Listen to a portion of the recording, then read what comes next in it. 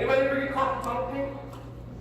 Okay, real quick, let's do carpal tunnel work. So what you're doing, you're going to squeeze your fist. Squeeze. 1, 2, 3, 4, 5. Stretch. 1, 2, 3, 4, 5. Squeeze. 1, 2, 3, 4, 5. Stretch.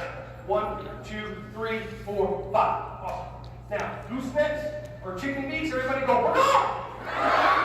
5 times each way. 1, you're going to do in your wrist. You haven't done this yet, okay? Go the other way. 2, 3, good, 5.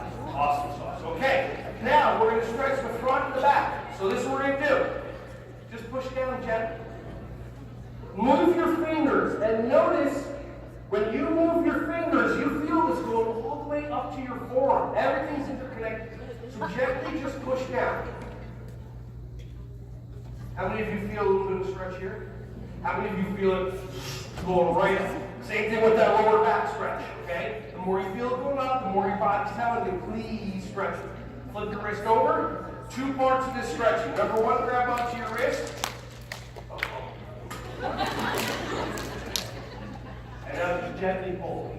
And if you want to feel this even more, maybe you might feel this in your forearm. Breathing, breathing, breathing, breathing. Now, slide your hand down, grab onto your fingers. Okay, just be gentle with yourself. Just stretch it back, nice and easy. Very nice. I know, I just gently stretch. And just keep on going.